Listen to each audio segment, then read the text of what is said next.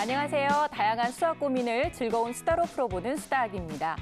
현재 고등학교 1학년 학생들이 치르게 될 2018학년도 수능에 대해서 이 기본 계획이 확정되고 또 발표까지 됐는데요. 1, 2점 차이 때문에 생겨나는 불필요한 경쟁을 최대한 좀 줄여서 이 수험생들이 느끼게 되는 부담을 좀 줄여보자라고 하는 것이 기본 목표라고는 하는데 이 발표가 되자마자 주변에서 이런저런 걱정의 목소리가 많이 들리고 있습니다.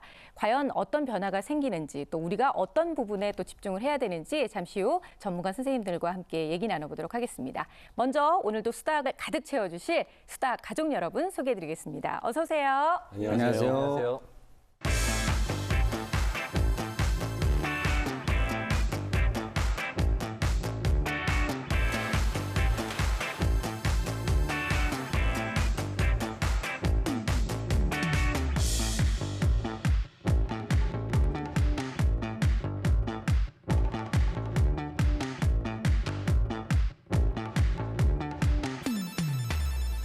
저는 수능 세대가 아니어서 뭐 수능 시험에 대한 얘기하기는 좀 그럴 것 같고 이리 씨는 수능을 쳤죠. 네네. 그렇죠. 수능 13점. 아, 수능 13점이 아니고 수학 10점점. 13점인데 네. 너무 오래된 얘기여서 사실 수능 시험 칠 때 어땠어요? 이런 얘기 물어보는 건 좀 기억이 안 날 것 같아요. 아니, 기억이 잘 나요. 왜 1년 전의 일처럼 네. 제 마음속에는 굉장히 생생하게 기억이 되거든요. 왜냐하면 이 12년간 공부했던 것을 하루에 그렇죠. 결판을 내야 되는 아주 중요한 날이잖아요. 또 특히 기억이 잘 나는 게 그때 따라 유독 이 수능 문제가 굉장히 어려웠어요. 그래서 아유. 기억이 잘 나요.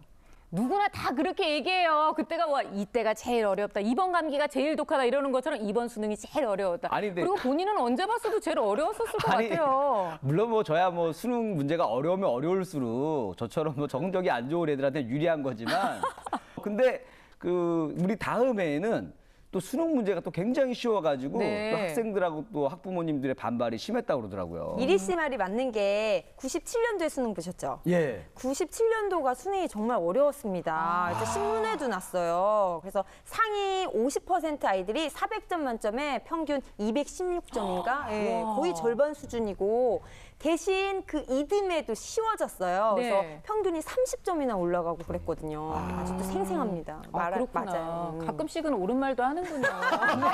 아니 이건 체험담이기 때문에 네. 그럼요 정확하죠. 근데 사실 이렇게 뭐 난이도, 변별력에 대한 얘기는 진짜 수능이 끝나는, 아니 수능 본 그날 저녁부터 계속해서 이슈화가 되는 것 같은데 매번 뭔가 이렇게 계획이 맨날 바뀌다 보니까 정말 피해를 보는 건 학생들이 아닌가라는 생각이 들기도 하거든요. 그렇죠. 아무래도 바뀌면 좀 불안하잖아요, 사실. 그동안 해왔던 게, 나 이렇게 해야 되는데, 이거 바뀌어? 내가 그동안 공부했던 건 뭐야? 또 바뀌어버리니까 맞아요. 또 적응해야 되고. 수험생들로서는 좀 어려울 수밖에 없습니다. 그러나 사실 이 교육과정평가원에서는 뭐 그렇게 들쑥날쑥 내려고 의도한 것은 당연히 없겠죠. 책임질 일이 생기니까 그러지 네. 않으려고 하는데 그래서 6월이나 9월 모의평가를 통해서 그 학생들의 어떤 수준과 이런 걸 정해서 알아내서 그거에 맞춰 낸다고는 최선을 다해서 합니다. 그런데 예측하지 못한 이런 상황들이 이렇게 네. 벌어지는 거죠, 현실적으로. 그러니까 그냥 그때그때 발빠르게 뭐가 변화를 하는지를 좀 알아는 게 가장 중요한 것 같은데요. 그래서 제가 앞서 말씀드렸던 이번에 확정된 수능 기본 계획을 다시 한번 살펴보면은요. 2018년도에는 영어 영역이 절대평가로 바뀌는 부분이 이제 가장 큰 변화라고 할 수 있을 것 같습니다. 이 절대평가로 바뀌면서 9개 등급 체계로 이제 나뉘게 되는데요. 이게 어떤 의미가 있는 거죠, 선생님? 영어 절대평가로 바뀐다는 거는 90점 이상이 되면 모두 만점을 주겠다는 얘기예요. 네. 그러니까 과거에는 100점도 만점, 90점도 만점 이렇게 되는 거죠. 그러니까 영어가 절대평가로 바뀌게 되면 주요 과목 중에서 이제 수학하고 국어가 남잖아요. 기존의 수학은 어쨌거나 변별력이 높았다는 얘기예요. 그런데 영어까지 절대평가로 바뀌면 그 변별력은 훨씬 더 오르기 때문에 아이들이 수학에 대한 그 대책을 세우지 않고는 네. 좋은 대학을 가기가 거의 힘들어졌다는 얘기죠. 그러니까 원래 취지대로 뭐 과열 경쟁을 좀 줄일 수는 있을 수 있겠지만 아이들 입장에서는 수학에 대한 부담감이 훨씬 더 커져서 머리가 더 아플 것 같은데요. 입시란 것이 생각해 보면 내가 원하는 대학을 갈 수 있느냐 없느냐 그 대학의 경쟁률이 높기 때문에 생기는 거지 어느 과목 때문에 생기는 건 사실 아니거든요. 쉬우면 쉬운 대로 어려운 대로 그 대학에서 뽑겠다는 정원 이상은 못 들어가는 거잖아요. 그렇죠. 그래서 과거에는 뭐 영어를 잘해도 들어갈 수 있었다면 이제야말로 수학을 잘해야 들어갈 수 있는 가능성이 문이과를 통틀어서 훨씬 높아졌다고 볼 수 있는 거예요. 그러네요. 근데 사실 근데 요즘처럼 자꾸 이렇게 바뀌게 되면 입시 제도가 바뀌게 되면 이 준비하는 학생들이 너무 힘들 것 같아요. 교사들도 굉장히 힘듭니다. 그리고 어머니들 맞아요. 예, 그럼 입시 설명회 다니는 게 보통 일이 아니에요, 정말. 그래서 받아 적으시고 정리하고 또 변하고 그리고 그 내용도 어렵지 않아요. 그리고 아이들 뒷바라지하고 참 부모님들 힘들고 교사들도 힘듭니다. 아니 뭐 학생들은 공부를 해야 되니까 또 교사분들은 또 가르쳐야 되니까 하지만 난 엄마들이 제일 불쌍해요. 난 알아듣지도 못하는 얘기를 그 입시 설명회를 그냥 가가지고 의자에 못 앉으시는 경우도 굉장히 많으시더라고요. 진짜 근데 여기서 아이를 제가 위해서. 사실은 이게 입시 상담을 하다 보면 대부분이 수능에 집중을 한단 말이에요.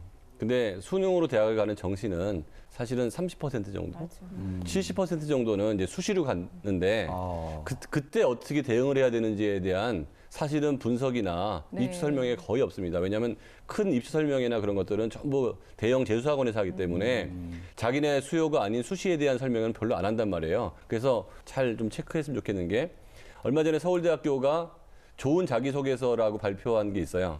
거기 봤더니 문과 학생인데 수학적 활동이 굉장히 많았던 거예요.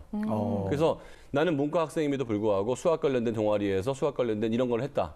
그러니까 대학교에서는 수학을 잘하는 애를 뽑고 싶은 욕망이 크기 때문에 문과니까 난 수학을 덜 해도 된다? 이건 일단 아닌 거고요. 그렇죠. 두 번째, 영어가 절대평가로 바뀌는데 수학만 어렵게 나올 리는 없거든요. 그럼 수학도 수능에서 쉽게 나온다면 변별력이 수능에서 높지 않을 가능성이 매우 높아서 내신 성적의 수학은 어떻게 나오냐도 아주 잘 볼 필요성이 있을 것 같아요. 네. 세 번째는 교과 활동이든 비교과 활동이든 수학이나 영어 관련된 활동을 많이 하면 입시 쪽으로 유리해질 가능성이 높습니다. 내신을 더 많이 또 신경 써야 되는 그런 예, 상황이 된 그러니까 거네요. 수능이 쉬워지면 내신을 볼 수밖에 없다는 거죠. 그리고 전형 자체가 70%는 내신을 뽑기 때문에 네. 정말 학교 생활을 매우 충실하지 않고 나 수능만 잘 보겠다? 네. 위험한 생각이에요. 유료로 들어야 되는 얘기를 저희 수다학을 위해서 또 선생님께서 이렇게 또 주옥 같은 말씀 네. 또 이렇게 흘려주셨어요. 고맙습니다. 무료로. 네, 네, 감사합니다, 선생님. 자, 근데 저희가 이제 말씀드렸던 이 기본 계획은 추진이 아니라 확정이 된 내용이기 때문에 이제 뭐 싫던 좋던 무조건 받아들여야 되는 상황인 것 같아요. 고등학교 1학년 학생들 그리고 또 학부모님들 같은 경우에는 좀 어떤 부분이 바뀌는지 저희가 또 짚어드렸던 내용도 잘 참고를 하셔서 대비를 좀 잘 하시면 좋겠습니다. 그리고 무엇보다 저희가 정말 방송을 통해서 매번 드리는 말씀 있잖아요. 네. 유리 씨. 수학은요 수능을 위해서만 준비하는 게 아니라 여러분들의 미래를 위해서 준비를 하셔야 됩니다. 말이 잘 안 나오는 게 나도 수학 공부를 잘 안 했는데 이 친구들한테 수학 즐겨라 열심히 네. 해라 이런 말이 차마 입에 잘 안 나오네요. 정말 불편하죠. 불편합니다. 저도 매번 그 얘기를 제가 했는데 얘기를 하면서 너무 불편하더라고요. 네, 수학이 더 이제 중요시되는 게 맞는 게 저도 강연을 가면 요즘에 이제 초등 아이들 뭐 학부모님들한테 강조하는 게 수학하고 한국사를 잡으세요. 이제 수학하고 한국사를 굉장히 강조하고 오거든요. 네. 그래서 수학이 이제 중요하다는 걸 아는데도 그냥 계속 문제집풀이만 시키는 경우가 되게 많은데 다양한 방법이 있으니까요. 그 중에 하나가 이렇게 수다학을 시청하는 그럼요. 방법도 우리 PD님이 얼굴이 환해지셨어요. 그렇죠. 아니 아무도 그리고 수학 얘기를 안 하셨는데 무엇보다 또 찝어주셨어. 이게 다양한 방법 중에서 가장 기본이 되는 게 수다학 시청이 그럼요. 보태기 들어가시는 거예요 지금 또? 됐으면 좋겠습니다, 여러분. 네, 저희가 앞으로도 여러분들에게 즐거운 수학 이야기 더욱더 많이 들려드리도록 노력하겠습니다. 왠지 이렇게 하고 프로그램이 끝날 것 같지만 그렇지 않습니다. 자, 오늘도 이 수학 때문에 머리 아프신 어머님의 사연이 기다리고 있는데요. 오늘의 사연 함께 만나볼게요. 이곳은 경기도 파주시 특별한 주인공을 만나러 왔는데요. 안녕하세요. 저는 은솔이 엄마 김귀남입니다. 오늘 의뢰인은 고등학교 2학년 학생의 엄마입니다. 은솔이가 이제 좀 있으면 고3이 되는데 내신이 어느 정도는 나와줘야지 정시도 좋은 학교로 갈 수가 있는데 지금은 내신이 아주 낮게 나오다 보니 정시 하는데도 좀 어려움이 있을 것 같아서 공부 잘하는 아이들이 모인 학교에서 좋은 내신 성적 얻기란 하늘의 별 따기. 대신 모의고사 성적은 내신 성적보다 높았는데요. 은솔이는 음악을 하고 싶은데 그쪽으로 한번 꿈을 펼쳐보고 싶다고 생각하는데 공부를 갖춰서 해야 되니 그 부분이 힘든 것 같아요. 다른 아이들과 비교해서 좀 자신감이 떨어진 부분이 있는 것 같기도 하고 그래서 남은 1년을 어떻게 보내야지 알차게 보낼 수 있을지 제가 굉장히 고민이 많거든요. 이곳은 은솔이의 공부방입니다. 요즘은 진짜 저렇게 우리 예전에 독서실처럼 독서실 책상. 칸막이를 만들어주시는 집이 굉장히 많아요. 꾸준히 수학 공부를 한 덕분에 모의고사 성적이 많이 올랐는데요. 그래서 수시보단 정시 위주로 준비하고 있답니다. 이게 이제 우리 은솔이가 공부하는 수학책이거든요. 요거는 내신 준비용이고 요거는 모의고사 준비용. 이렇게 따로따로 공부를 해야 되나 보죠? 그렇다고 내신을 놓을 수도 없는 일. 내신과 모의고사를 따로 공부하고 있답니다. 그리고 은솔이가 특별히 이제 어려워하는 그 파트가 미분이랑 함수의 연속이랑 급수 이런 걸 어려워하는데 여기 보면 이제 이렇게 특별히 함수하고 그래프하고 같이 나오는 부분에 있어서 어렵다고 하더라고요. 그러니까 별표 3번 친 거는 3번을 풀었는데 3번 다 어려웠다는 거. 그리고 여기 보면 3번을 풀었는데 한 번은 맞고 한 번 틀리고 한 번은 맞았고 이거는 3번 풀었을 때 다 맞았다는 그러니까 나름 스스로 표시를 이렇게 하면서 문제를 푸는데 그러니까 이런 것들은 문제가 저는 사실 고등학교 문제라 잘 모르겠는데 굉장히 어려운가 봐요. 진로 고민으로 학습을 소홀히 했던 은솔이 때문에 엄마의 마음은 복잡하기만 합니다. 그러니까 학교 공부, 뭐 암기 과목 이런 거를 미리 예습한다거나 그러진 않는 것 같고요. 학원 숙제 위주로 수업을 하는 것 같아요. 은솔이가 여유를 가지고 하는 스타일은 아니라 닥치면 밤을 새서 하고 조금 여유가 있으면 그냥 자거나 혼자 그냥 음악 듣거나 그런 시간을 많이 보내더라고요. 공부를 좀 더 해서 자기 전문 직업을 가지고 있으면 더 넓은 길이 있지 않을까 해서 저는 음악보다는 다른 걸 선택했으면 하고 어떻게 집중력을 가지고 공부를 해야지 은솔이가 가장 좋은 효과를 낼 수 있는지 궁금합니다. 수능 시험까지 앞으로 1년 어떻게 준비하면 좋을까요?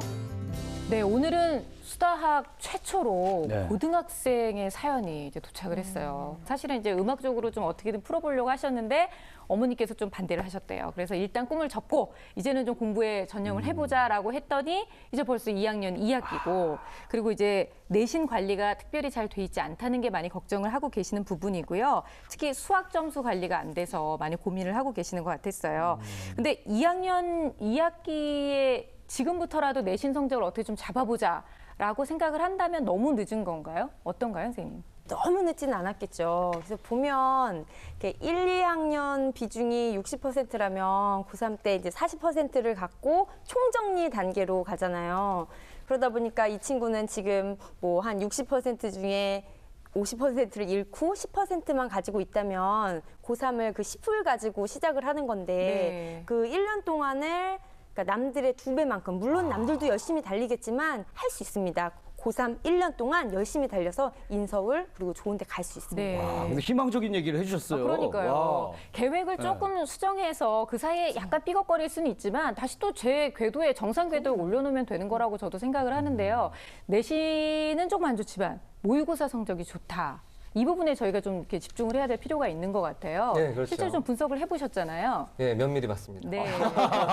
꼼꼼하게 숫자 하나 봤는데요.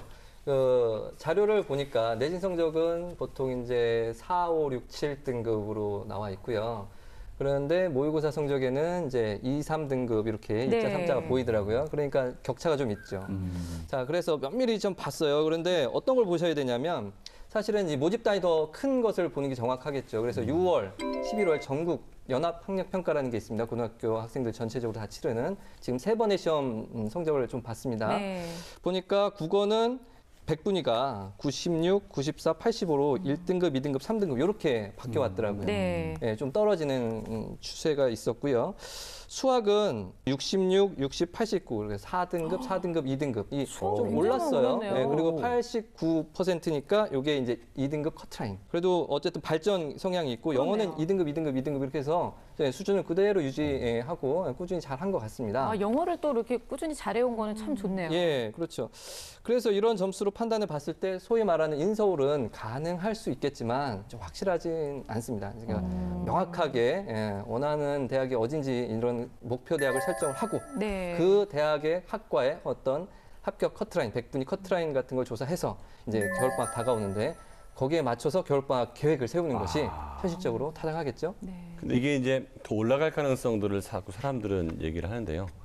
사실 이게 재수생까지 합류하는 고3 모의고사로 가보면 대체로 여기서 더 떨어지지 그래요? 올라가는 일이 드문다는 거. 아니, 그리고 앞에 두 선생님이 그렇게 잘 될 거다 하면 된다 했는데 갑자기 또 네. 냉정한 시각이 또 필요한 그러니까 것 같아요. 네. 재수생들은 고2 모의고사는 안 본단 말이에요. 그러니까 고3 모의고사 때부터 재수생들이 들어오는 순간 많은 사람들이 고3 6월 달에 입시 전략을 확 바꾸기 시작하거든요.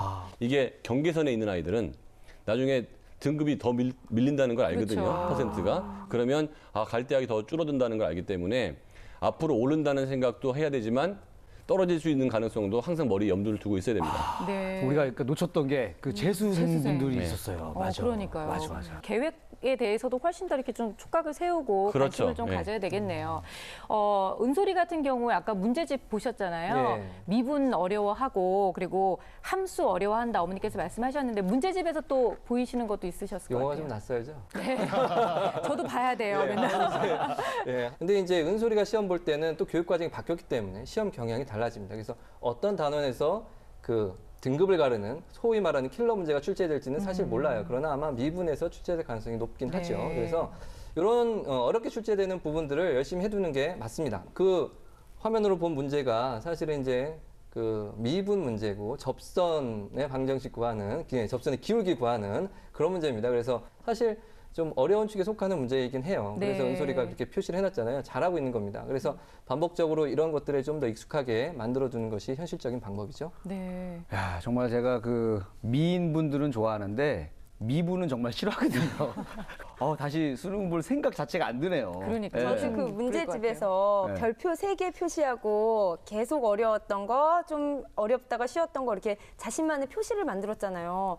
굉장히 너무 감탄했거든요. 기특했어요. 예. 네. 그리고 지금 현재 실력은 이렇게 아주 잘한다고 제가 말씀은 못 드리겠는데 성적표를 봤으니까. 그런데 이 아이가 기본기 이렇게 결심하고 달려가면은 어느 정도 승부수 해볼 만은 하겠다라는 네. 생각은 들거든요. 그래서 그런 것도 이렇게 누군가가 도와주려고 투입됐을 때 그렇게 자신만의 표시를 해두면 이 아이 상황을 파악하는데 굉장히 큰 그렇죠. 도움이 돼요. 네. 얘가 이런 게 어렵고 이렇게 방향이 막히는구나. 그러면 그 시간을 단축할 수 있거든요. 이제 시간과의 싸움이에요. 그래서 네. 너무너무 잘해놓은 것 같아요. 그렇죠. 맞아요, 저도 사실 맞아요. 아이들이 그렇게 하는 경우가 별로 없거든요. 이렇게 표시해서 그리고 일단 별표 3개, 동그라미 3개가 나왔다는 건 3번은 풀어봤다는 거 아니에요. 그리고 일단 그렇게 맞아요. 해보는 게 대단한 거거든요. 그리고 의사들도 사실은 딱 진찰했을 때 이 사람이 어디가 아픈 것 같다, 안 좋은 것 같다 얘기를 해주면 네. 그쪽으로 이제 진료를 해주는데 어디가 아픈지 모르겠습니다. 이러면 정말 막막한 거잖아요. 그러니까 정말 적절한 그쵸. 거죠. 적절하죠. 네. 예. 그래서 그냥 아파요 이게 아니라 머리가 아파요 아니면 예. 배가 이렇게 얘기를 해줘야 네. 되는데 그런 거를 이제 알 수 있는 지도를 준 거죠 어떻게 보면. 근데 이제 문제집을 보면서 저는 그 문제집의 난이도는 어떤지 그것도 좀 궁금했었어요. 그 한 10% 그러니까 3등급 정도를 목표로 하는 아이들을 위한 문제집인 것 같아요. 그러니까 그 윗단계로 가기 위해서는 그 쉬운 문제를 계속 반복하는 것도 의미가 일부는 있지만 네. 그거는 중하위권 애들이고 수학을 점수를 잘 받기 위해서는 좀 심화서를 힘들더라도 갖고 공부하는 시간이 필요할 것 같고요. 네. 수학을 못하는 애들이 문제집 풀 때는 반복을 통해서 익숙하게 만드는 게 되게 중요해요. 그런데 최상위권으로 올라가기 위해서는 문제 해결 능력, 즉 어떻게든지 풀어내는 그 능력이 실제로 수능에서 꼭 요구되기 때문에 네. 좀 어려운 문제를 힘들어도 도전을 해야 될 것 같습니다. 그렇군요. 지금 하고 있는 문제집도 좋지만 더 어려운 문제, 심화 문제집에 좀 한번 도전을 해봐라 예. 라고 하는 조언도 좀 한번 들어주셨으면 좋겠고요. 일단 현재 상황을 좀 잘 알아보기 위해서 저희가 또 검사 진행했잖아요. 예, 했습니다. 어떤 결과가 나왔나요? 이제 검사표를 좀 보면 네. 공부를 하는데 전혀 지장은 없는 상태다. 그리고 강점은 이제 기호 쓰기, 시각적 집중력이 좋기 때문에 단기 암기가 딴 애들보다 잘 되는 그 상태고요. 그다음에 약점은 이해력, 그 추론 영역하고 문제 해결 능력, 그다음에 함수 영역에서 좀 낮은 성취도가 나타났어요. 그리고 이런 함수 영역에서 낮은 성취도는 앞으로 그 함수 관련된 문제들이 더 많이 출제될 거로 예상되기 때문에 수학 공부할 때 좀 더 신경을 쓰지 않으면 점수를 상승하기 힘들 거라 보입니다. 자, 이번에 진짜 이제 은솔이를 만나봐야 될 것 같아요. 어떻게 또 생활하고 있는지, 수학 공부는 어떻게 하고 있는지 함께 일상 들여다보겠습니다.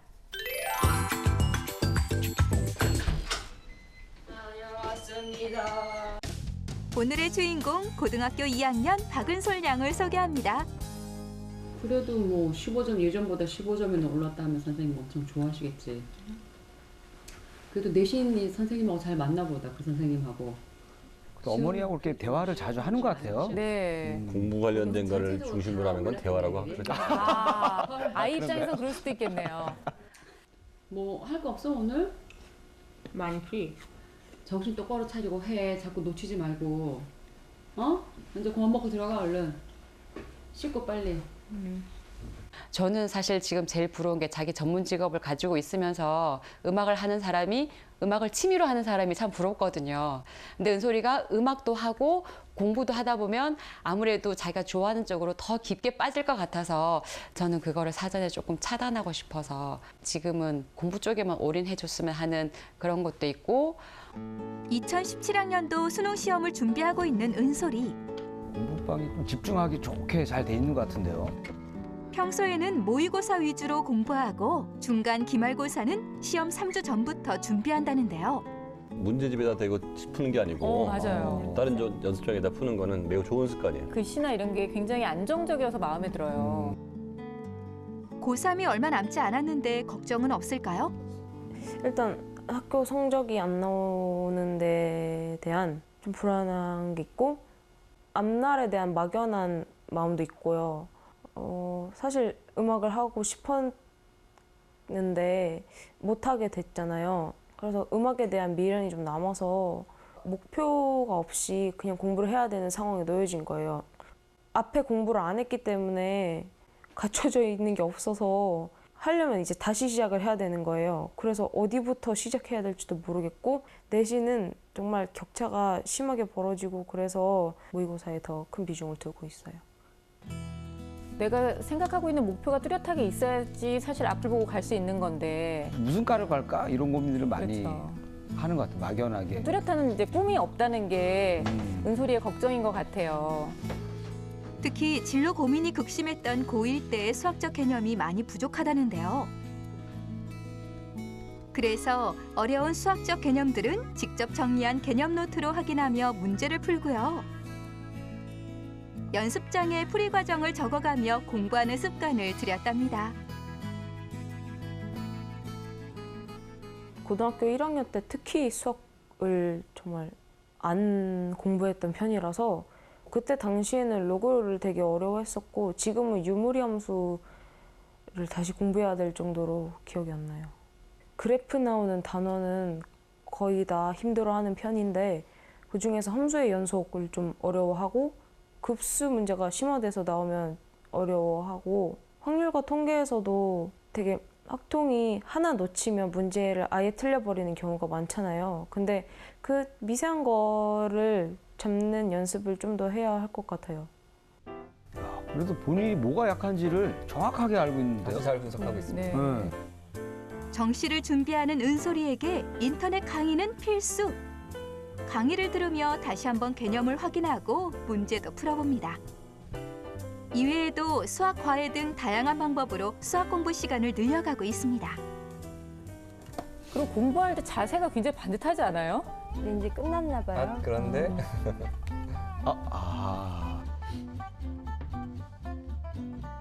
공부가 끝나자마자 게임을 하는 은솔이.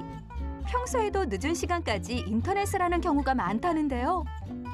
무엇보다 시간 관리가 중요한 시기인데 남은 시간을 잘 활용하고 있는 걸까요? 제가 그렇게 시간 관리를 잘한다고 생각해 본 적이 없어요. 그냥 근데 그 시간에 스트레스를 풀기 때문에 좀 오랜 시간이긴 하지만 11시 반 이렇게 돼요. 근데 이제 씻고 또 누워서 핸드폰을 하다가 자기 때문에 한두 시에 자게 되는데 한편으로는 불편한 게 나는 진짜 쓸모없는 인간이야. 왜 이 시간에 이러고 있지? 이런 마음이 들어서 공부를 안 하면 안 한 대로 마음이 또 불편한 것도 있긴 해요. 고등학교 2학년 은솔이 총체적 점검이 필요합니다. 우리 은솔이를 직접 만나봤는데요. 가장 좀 마음이 좀 짠했던 것은 뭔가 뚜렷한 목표를 가지고 한참 앞을 향해서 달려가야 될 지금 상황인데 본인이 자신의 목표가 뭔지를 잘 모르겠다. 그래서 내가 진짜 뭘 하고 있는지 모르겠다라는 얘기를 해서 좀 마음이 아팠어요. 맞아요. 아까도 보니까 뭐 오히려 그 스마트폰 같은 거 하면서 놀면서도 내가 이래도 되나? 내가 쓸모없는 인간이 된 것 같다. 뭐 이런 식으로 얘기를 했는데 네. 저랑 많이 다른 것 같아요. 저는 사실 놀면서 내가 정말 살아있음을 느끼거든요. 근데 지금은 놀고는 싶은데 내가 이래도 되나? 하면서 그 정말 왔다 갔다 마음이 네. 왔다 갔다 하는 것 같아서 그러니까 좀 마음이 마음이 아파요. 편치가 않은 거죠. 네. 근데 어떻게 보면 본인이 하고 싶었던 것을 접고 다른 목표를 세워야 되는데 아직 그 목표에 새로운 목표에 뭔가 이렇게 딱 마음을 붙이지 못한 것 같은 생각이 들어요. 항상 중3 때 어떤 중요한 결정을 하거든요. 내가 근데 만약에 그때 음악을 정말 잘했으면 음악 관련된 학교를 갔었어야 해요. 그러니까 그걸 접는 순간 상당히 많은 미련도 같이 접어야 되는데 그렇죠. 제일 안 좋은 거는 과거에 자꾸 연연하는 거예요. 그거는 지금은 공부를 안 하기 위한 핑계거리지 과거로 돌아갈 수도 없는 상황이거든요. 그렇죠. 그래서 그 부분은 은솔이가 좀 마음 정리를 잘 해줘야 될 것 같아요. 네. 일단은 현실의 상황을 받아들이고 최선을 다하는 것만이 지금 현재의 길인 것 같은데요. 근데 이제 아까 인터뷰에서도 잠깐 나왔지만 저는 내신보다는 아무래도 뭐 다른 점수가 훨씬 더 좋아서 저는 그냥 이 점수에 더 신경을 쓰는 것 같아요. 라고 얘기를 하면서 이렇게 된다면 나는 모의고사에 좀 집중을 하고 내신은 좀 놓으면 어떨까라고 생각하는 것 같은 느낌을 좀 받았는데 선생님은 어떠셨어요? 저도 그렇게 이해를 했는데요. 절대 그러면 안 됩니다. 제 제자 중에 재수하는 제자들이 그렇게 밥을 사달라고 잘 찾아와요. 그래서 이제 이런저런 얘기하면서 선생님 하면서 이제 찾아와서 얘기를 하는데 이게 이제 사람 앞날은 모르거든요. 만약에 혹시나 재수를 했을 경우에 네. 이 내신이 필요할 수가 있어요. 그래서 꼭 내신을 함께 챙기는 노력을 해야 됩니다. 그리고 이것들이 수능과 내신이 내용이 다른 게 아니에요. 같은 내용을 다루는데 오히려 더 내신이 쉬울 수도 있거든요. 왜냐하면 내신은 그 선생님이 학교에 계시는 선생님이 특강을 매일 해주시고 그렇죠. 그 선생님이 문제를 출제한단 말이에요. 네. 그러니까 메모를 굉장히 열심히 하고 쫓아다니면서 물어보고 하다 보면 훨씬 더 익히고 요 내신이 기본기가 탄탄히 다지면 수능 문제도 풀리게 되는 거거든요. 혼자서 자맥질을 할 것이 아니라 이것을 약점이라고 생각하지 말고 제 선생님을 계속 괴롭혀서 이렇게 잘생긴 분들 학교에 있으실 거 아니에요. 그래서 더 물어보면서 내신을 지금 굉장히 논 듯한 느낌이 들었는데 안 됩니다. 맞아요. 실제로 재수하는 제자들이 경험담이에요. 네. 보면 안 되겠다. 일반적으로는 맞는 말씀입니다. 근데 이제 은솔이의 경우는 좀 약간 그 내신 성적이 상대적으로 조금 많이 나빠서 네. 이 내신에 신경 쓰려고 다시 한다는 것이 아마도 현실적으로 힘들 가능성도 있습니다. 그리고 네. 하기 어려울 가능성도 있고 그 학교 수준도 있을 수 있고요. 그래서 아마 현실적으로는 정시에 좀 더 매진하게 될 가능성이 높고 네. 점수상으로 본다면 아마 그럴 가능성이 더 높겠죠. 자, 이번에는요, 은솔이가 하루를 또 어떻게 보내고 있는지 그 일상생활을 좀 깊이 있게 들여다보려고 하는데요. 뭐 일단 야간 자율학습도 있을 것 같고요. 또 그리고 학교에 돌아와서는 어떻게 보내고 있는지 저희가 하루 시간표를 좀 한번 살펴보겠습니다. 확실히 학교 정규 수업도 다녀와서 6시까지 하네요. 네. 저녁. 야간 자율학습이 무려 7시부터 시작해서 밤 10시에 오네요. 힘들어라. 10시에 집에 와서 자율 공부, 그다음에 자유 시간, 취침.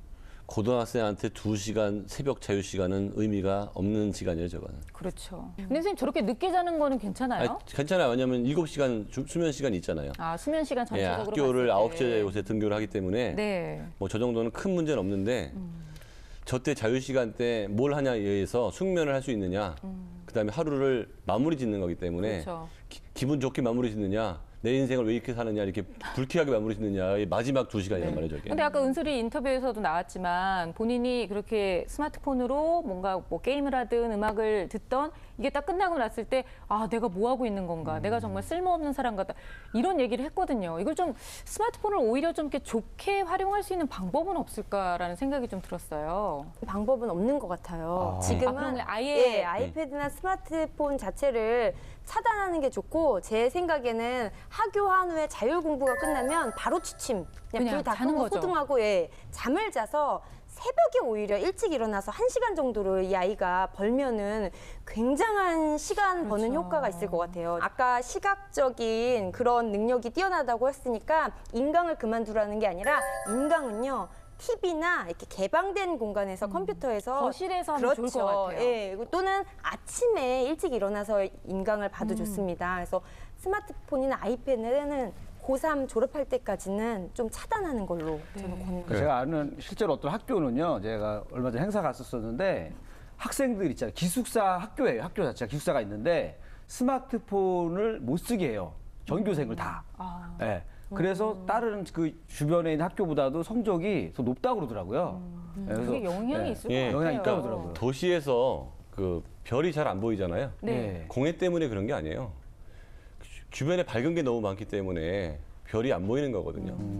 그러니까 하늘의 별을 보려면 저는 현실의 불을 끄라고 얘기하는데 네 근처에 재밌는 게 그렇게 많은데 성적이 오를 리도 없고 목표가 없다고 그랬는데요. 주변에 현재 재밌는 게 많잖아요. 목표가 없어요. 왜? 현재 걸 즐기느라고. 네. 은솔아 정말 그 안 된대. 스마트폰은 정말로 안 된대. 그리고 태블릿 PC도 안 된대.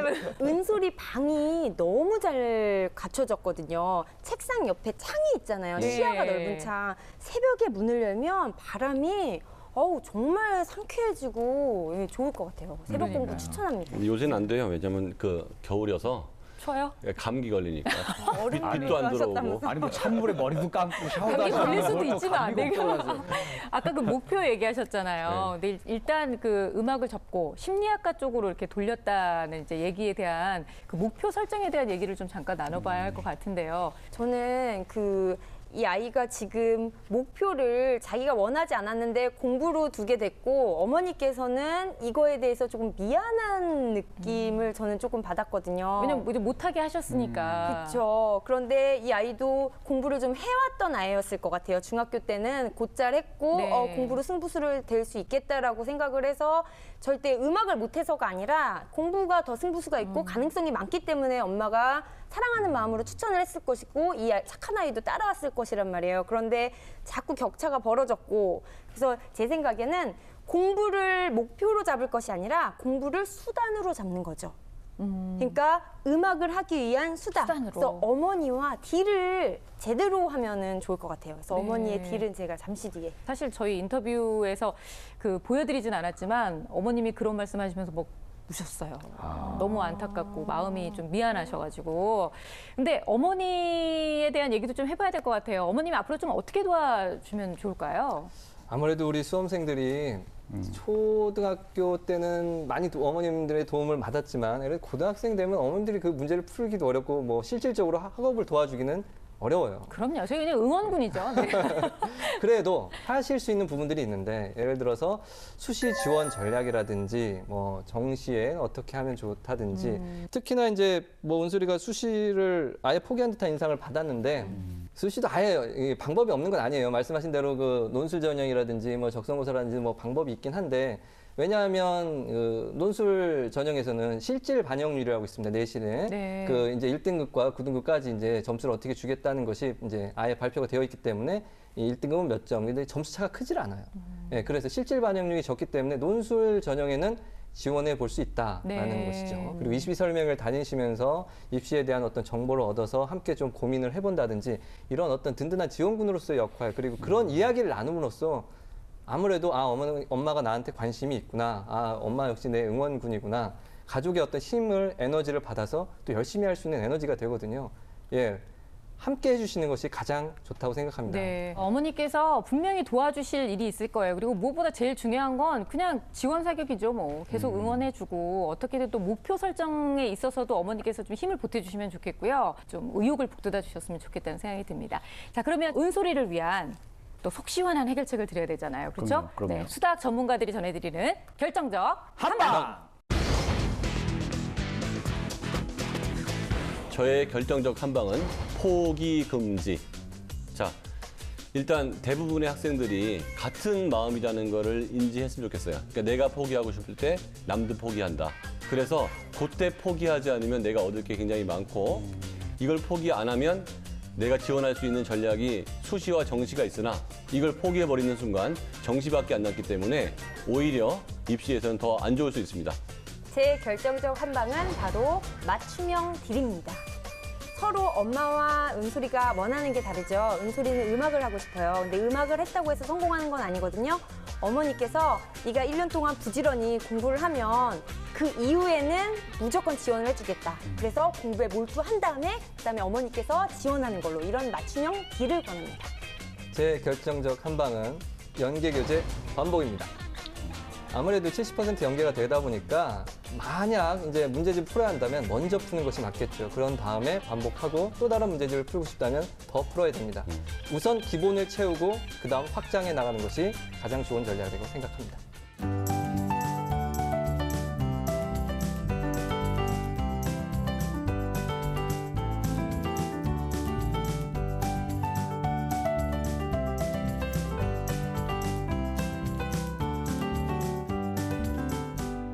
우리 비전문가의 네. 그 결정적 한방도 들어볼게요. 저의 결정적 한방은 스마트폰을 꺼라. 사실 그래요. 그 스마트폰을 뭐 부셔라 이렇게 하고 싶은데 스마트폰이 워낙 고가다 보니까 비싸요, 네. 비싸서 차마 그렇게 말을 못 하겠어요. 그리고 학생들한테 가장 중요한 이 시력이잖아요. 그래요. 예, 시력이 좋아야 내가 문제도 정확하게 보고 심지어는 남의 쓴 답도 내가 시력이 좋아야 볼 수가 있어요.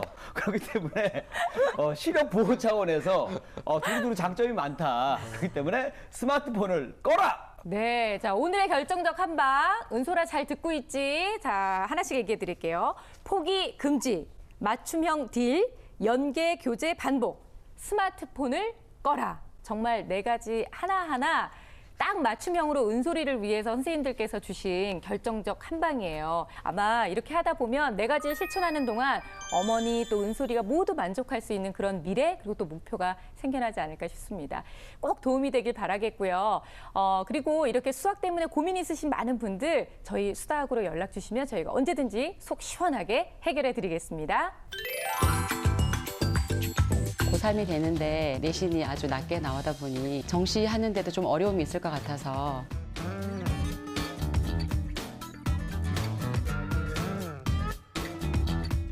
앞날에 대한 막연한 마음도 있고요. 목표가 없이 그냥 공부를 해야 되는 상황에 놓여진 거예요. 진짜 쓸모없는 인간이야. 왜 이 시간에 이러고 있지? 이런 마음이 들어서 공부를 안 하면 안 하는 대로 마음이 또 불편한 것도 있긴 해요.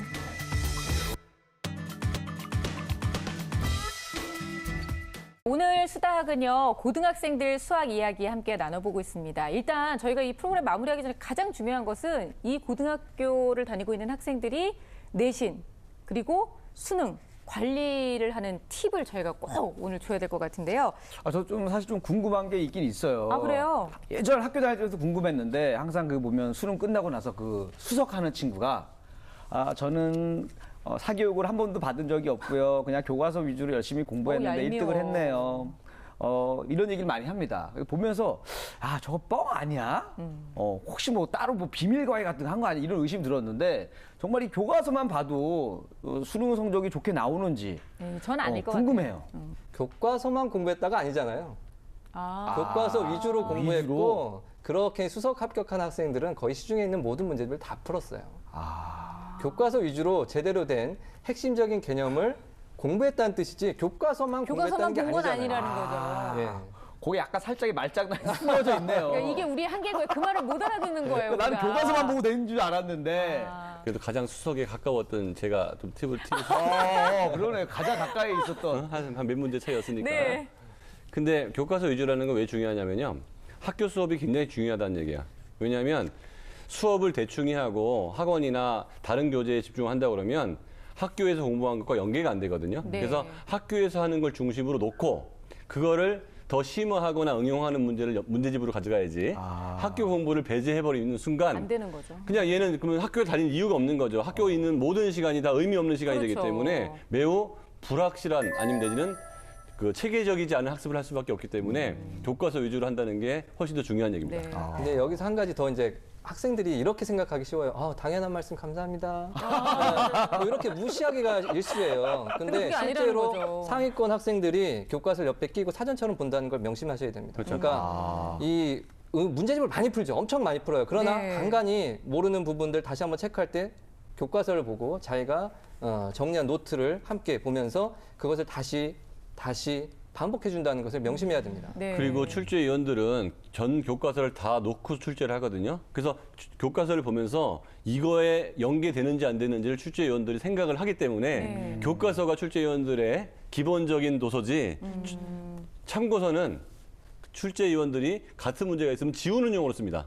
아, 오히려. 예, 그러니까 유형이 너무 비슷하면은 냈다가도 지우는 용어로 쓰기 때문에 네. 참고서의 적중률이 자꾸 떨어지는 거예요. 그렇군요. 그러니까 교과서가 그만큼 중요한 거예요. 그렇죠. 기본에 충실하라는 게 뭐 괜히 있는 얘기가 아닌 거죠. 그렇다면 수학 학습 방법에 있어서 상위권, 중위권, 하위권 학생들을 위한 팁도 좀 다를 것 같은데 상위권부터 아주 좀 얘기해 간단하게 주시겠어요? 말씀드리면 2등급 안쪽으로 진입하려고 그러면 어떻게든지 문제 해결력이에요. 그때는 반복을 해서 풀 수 있는 문제의 한계가 있기 때문에 아주 어려운 책으로 응용력, 그다음에 문제 해결력을 높여서 정말 원칙대로 안 풀어도 돼요. 내 나름대로 방식으로 풀더라도 답을 네. 낼 수 있는 그 끈기가 필요합니다. 네. 중위권 학생들이라면 아무래도 지금은 연계교재에 중점적으로 공부하는 게 맞거든요. 그래서 반복하고 하는 것이 가장 필수적이죠. 근데 중위권 학생들은 왜 어떻게 그렇게 자신감이 있는지 모르겠는데 자기가 잘한다고 생각을 해요. 그런데 네. 참 그래서 한번 이제 구체적으로 물어봐요. 그러면 구멍이 이제 뻥뻥 뚫려 있죠. 놓치는 게 많아요. 그러니까 자꾸 반복해줘야 되는데 자기는 한 번 했다. 이게 다 했다는 줄 알아요. 그래서 자기는 이걸 더 이상 할 필요가 없다라고 생각하는 학생들도 있는데 아니에요. 반복해서 좀 봐줘야 됩니다. 그런 진짜로 어디서 그런 자신감이 생기는지 진짜 궁금하죠. 오히려 예. 중위권이 더 위험할 수도 있을 것 같아요. 근데 하위권 학생들은 제발 좀 하자죠. 제발 노래도 좀 해라. 예제라도 좀 반복해서 했으면 좋겠어요. 근데 그걸 안 하니까 예전과 네. 다릅니다. A형, 즉 이제 문과 시험 주로 이제 문과 학생들이 보는 A형은 예전과 달라요. 많이 쉬워졌습니다. 아, 더 쉬워졌어요? 예전보다 훨씬 쉬워졌어요. 그래서 교과서 예제만 풀 줄 안다 해도 70~80% 맞출 수 있습니다. 아, 그래요? 네. 예. 자, 그렇다면요. 아까 뭐 입시 설명회 얘기도 했지만 사실 입시 설명회를 쫓아다니는 것만 부모의 역할이냐라는 생각이 들기도 해요. 고등학생 자녀를 둔 학부모의 역할 어떤 게 있을까 좀. 아무래도 부모님들은 이제 학생들의 건강을 살펴주는 것이 가장 중요한 임무라고 생각합니다. 예, 고등학교에서 학업을 도와주기는 어려우니까요. 마음을 돌봐주셔야 될 것 같습니다. 네. 힘들 때 한번 따뜻하게 안아주시고요. 예, 이렇게 정서적으로 안정된 학생들이 위기를 잘 극복합니다. 그렇죠. 잔소리 금지. 그러니까 네. 이 아이 성적에 대한 잔소리는 절대로 아이의 공부에 플러스가 안 되니까 잔소리 금지. 시간 절약.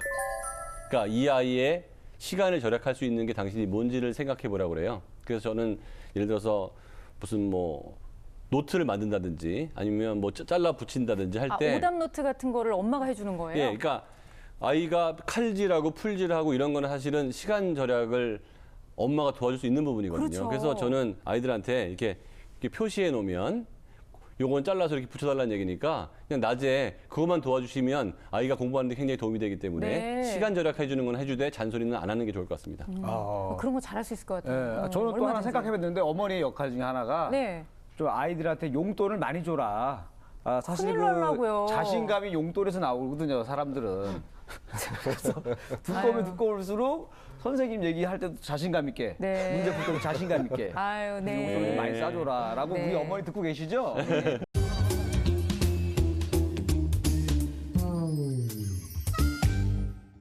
고등학생들이 수학 공부할 때 정말 꼭 명심해야 될 게 있다면 마지막 키워드로 딱 정리를 좀 해주세요. 네, 오늘 제가 적어왔습니다. 네. 명심해야 됩니다. 그리고 당연한 것을 지키는 것이 가장 중요하다는 것을 이 말하기 전에 다시 한번 주지시키고 싶습니다. 네. 자, 기본에 충실한 확실한 개념 정리. 뭐겠습니까? 개념이 약하면 수학은 할 수 없습니다. 그렇죠. 가장 중요한 거라고 할 수 있겠죠.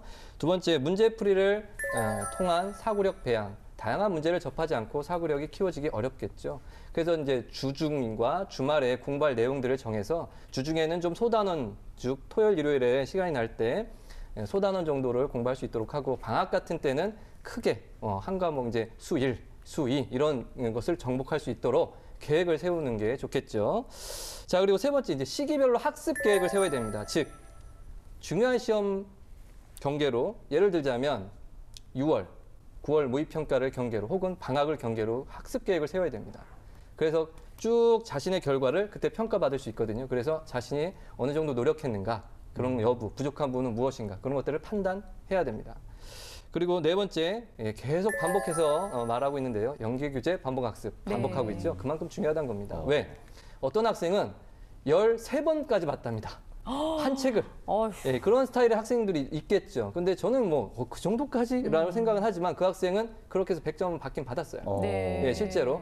오늘은요, 저희 수다학에서 처음으로 고등학생들 수학 이야기를 나눠봤어요. 사실 고등학생 이야기가 나오니까 너무 가슴이 좀 먹먹했고요. 사연을 보면서도 어떻게 도와주는 것이 서로를 위해서 가장 좋을까 많이 고민도 됐는데, 그렇기 때문에 전문가 선생님들께서도 더 많이 고민하셨고 더 몇 번이나 저희가 막 대본도 수정하고 굉장히 애를 썼습니다. 조금이나마 도움이 좀 됐으면 좋겠고요.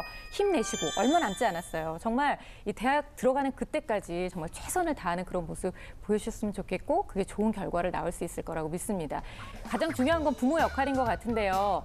성적을 챙기는 게 아니라 아이의 건강을 챙기고 아이의 마음을 챙기는 거 잊지 마시길 바라겠고요. 뭐 사랑의 매는 없대잖아요. 그것처럼 사랑의 잔소리는 없는 것 같아요. 아이들에게 잔소리는 좀 없도록 함께 노력해 나갔으면 좋겠습니다. 저희 수다학은요, 다음 주에도 속 시원한 해결책 가지고 다시 찾아오겠습니다. 감사합니다.